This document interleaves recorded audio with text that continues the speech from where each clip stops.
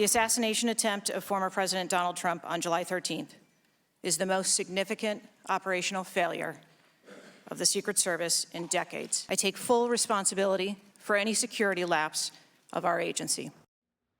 Embattled Secret Service Director Kimberly Cheatle up on Capitol Hill, taking a serious beating from both sides of the aisle over her agency's numerous and mind-boggling security failures leading up to the attempt on Trump's life. The director refusing to resign and, of course, stonewalled like crazy. Were you guessing or lying when you said you didn't turn down requests from President Trump's detail? Neither, sir, and I appreciate the question. You're prepared to fire the people on the ground who made poor decisions that day? I'm prepared to take the actions necessary. No, that's nonsense. The lack of answers and the lack of report is just simply not something that we can accept here. Because Donald Trump is alive, and thank God he is, you look incompetent.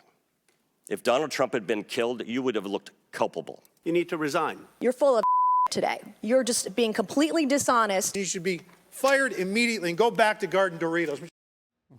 So, Dana, she clearly doesn't want to resign, but President Joe Biden could fire her, and he's not doing that either.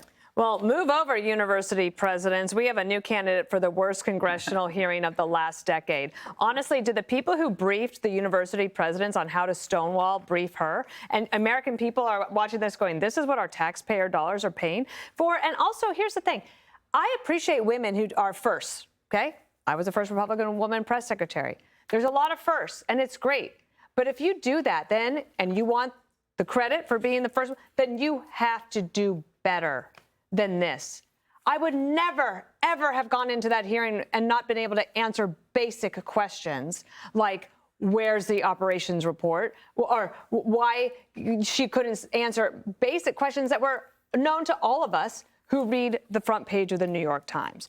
The radio wasn't working. She had the slope roof thing. She didn't review the plan. She didn't go to the site. She was going to go to Aspen. I would love to know, did Mayorkas approve that? Did the Secretary of Homeland Security approve you going to Aspen instead of working at the Republican National Convention? Would love to know. She can't answer any of it. And it just made me wonder. It's like the Biden White House communications shop. Are they now doing the communications for the U.S. Secret Service? Apparently not. So, Jesse, President Trump, we're getting information from him, even though the Secret Service director won't answer any questions. Let's take a listen to that and get your response. No, nobody mentioned it. Nobody said there was a problem. And I would have waited for 15. They could have said, let's wait for 15 minutes, 20 minutes, 5 minutes, something. Nobody said, I think that was a mistake. How did somebody get on that roof? And why wasn't he reported? Because people saw that he was on the roof. There's a man on the roof who's got a gun. And that was quite a bit before I walked onto the stage. So you would have thought somebody would have done something about it. So, Jesse, these answers are available through footage and through people who were there, including President Trump.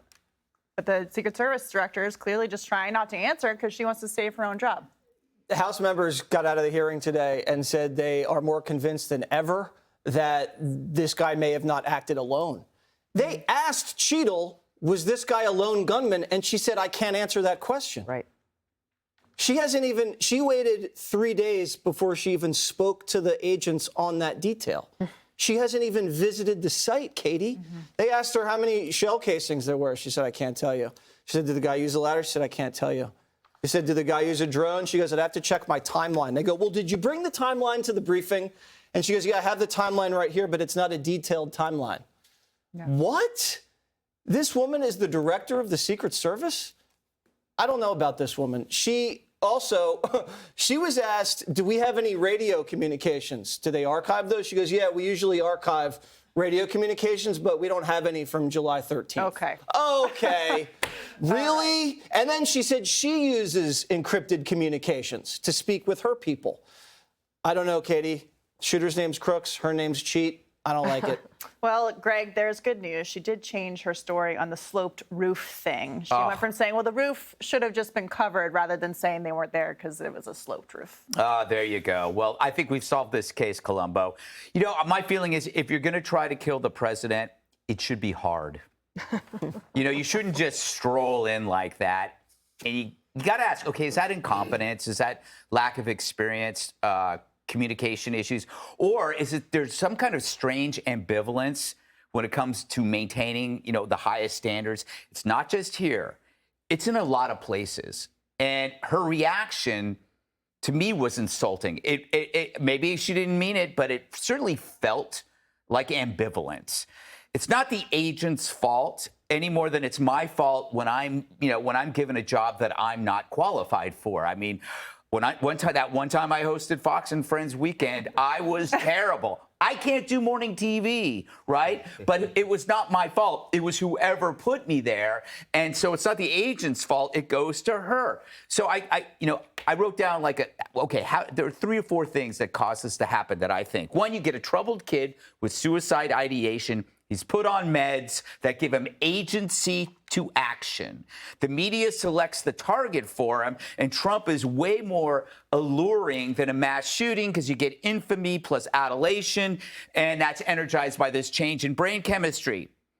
But put that aside, it's hard to find a needle in a haystack of 340 million people. So you focus on prevention because that's easy. You make sure the target is well protected so that needles can't penetrate it. If you can't stop the lawn from mowing, at least get a good mower. So this is the part you can control, and they couldn't control it. Then you got the political component. The director was on the Second Lady Biden's detail. They are friends. Perhaps they share a friendship and an antipathy for Trump. And so when resources are allotted, favorites are played, whether it's with experience or manpower. Clearly, they didn't take Trump's security as seriously as they should. That's where your failure is. So there could be a straight line from the White House to Butler. Could this scandal itself had accelerated Biden's exit? Perhaps, I don't know. It's just way easier to hire and train for Secret Service than to try to eliminate all threats, unless you're handicapped with competing variables, whether it's DEI as a system, which shrinks the talent pool, or it's some kind of political antipathy that makes you think that maybe it's not that important. So, Harold, speaking of politics, it was clear today that members of both sides of the aisle were very frustrated, and Chairman Comer and Raskin, ranking member, signed on to a letter together to call for the resignation of the Secret Service director. So you have seen a lot of agreement that this was a catastrophic failure and there has to be accountability, because if there's no accountability, these things can happen again. I don't disagree. I thought she should have been suspended or fired last week. And I think the only disappointing thing I thought about the hearing was, I don't know why the hearing was not held in private. You can't air the failures of the Secret Service in protecting the President of the United States and give those who may wish to do harm to the President. The President's name is not going to be Trump or Biden for forever. The institution of the presidency is what the Secret Service is most entrusted with protecting. And there were questions that she seemed like she had answers to. There were probably some questions that were out of bounds, even to be asked in private. But most of the questions that they asked her, I don't know how she couldn't answer them. And I don't know why they would not have said, look, this needs to be held in private and everyone needs to put their phones aside and sign something saying you won't share this with anyone.